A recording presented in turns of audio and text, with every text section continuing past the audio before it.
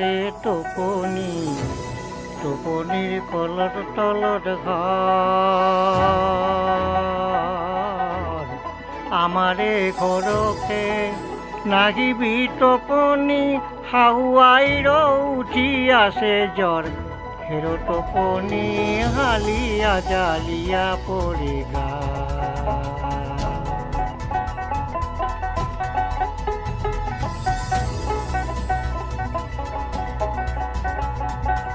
মুরুলিয়ে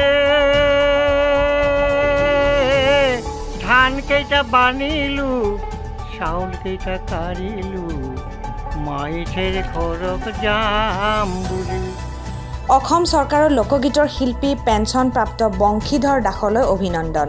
আজি দক্ষিণ কামৰূপৰ বৰিহাটৰ মাছকুচি গাঁৱৰ লোকগীতৰ ৰজা বংশীধৰ দাসক সম্বৰ্ধনা জনাবলৈ উপস্থিত হয় প্ৰাক্তন আচুনেতা তথা দক্ষিণ কামৰূপ সচেতন মঞ্চৰ অধ্যক্ষ মদন দাসৰ লগতে সচেতন মঞ্চৰ অন্যতম শাখা বৃহত্তৰ বঙৰা সচেতন মঞ্চৰ সভানেত্ৰী অলকা নাথ, সম্পাদিকা প্ৰণিকা নাথকে ধৰি বৰিহাট সচেতন মঞ্চৰ সমূহ বিষয়ববীয়াসকলৰ লগতে প্ৰাক্তন আচুকৰ্মী তথা দক্ষিণ কামৰূপ সচেতন মঞ্চৰ আহ্বায়ক ধৰ্মেন্দ্ৰ কলিতাও উপস্থিত থাকে।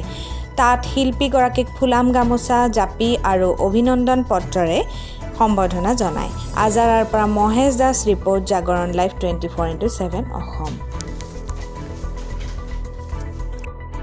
আপোনালোকৰ প্ৰশ্নৰ উত্তৰত মই ক'ব খোজোঁ যে মোৰ জীৱনজোৰা সাধনাত যি চৰকাৰে আৰু সমাজে যি স্বীকৃতি মোৰলৈ আগবঢ়ালে তাৰ বাবে মই সঁচাকৈয়ে বৰ আনন্দিত।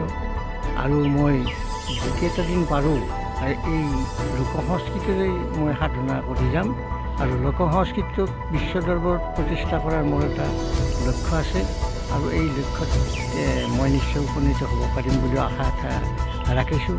আজি অসম চৰকাৰে বা সমাজে মোক যি স্বীকৃতি দিছে লোকগীতৰ ওজা হিচাপে মোক জানে, যদিও অসম চৰকাৰে এই শিল্পী পেঞ্চনটো দি মোক আৰু জীৱনটো মহীয়ান কৰা বুলি মই ভাবি লৈছোঁ। মই চৰকাৰ তথা আমাৰ শিল্পী সমাজ লগতে আমাৰ সমূহ ৰাইজক মই এই ক্ষেত্ৰত কৃতজ্ঞতা জনাইছোঁ। আপোনাক স্বাগতম জনাইছোঁ। যিহেতুকে আপুনি আজি বংশীধৰ দাসৰ বাসগৃহত আহি উপস্থিত হৈছে, আপুনি সম্বৰ্ধনা জনাবলৈ দক্ষিণ কামৰূপ সচেতন মঞ্চৰ অধ্যক্ষ হিচাপে আপোনাৰ কেনেকুৱা ধৰণৰ মতামত?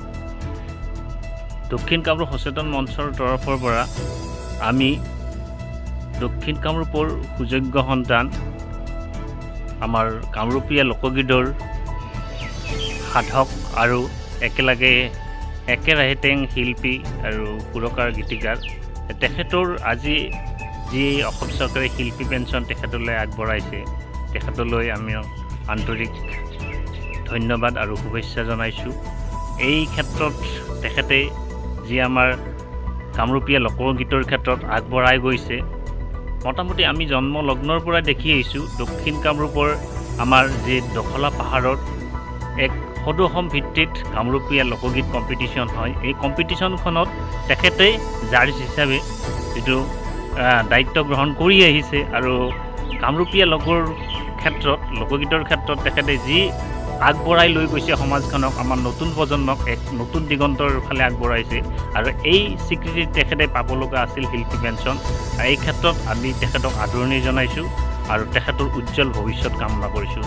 আমি দক্ষিণ কামৰূপ সচেতন মঞ্চৰ তৰফৰ পৰা তেখেতক পুনৰবাৰ আন্তৰিক শ্ৰদ্ধা আৰু মৰম জনাই তেখেতৰ উজ্জ্বল ভৱিষ্যত কামনা কৰিছোঁ। ধন্যবাদ। জয় অসম।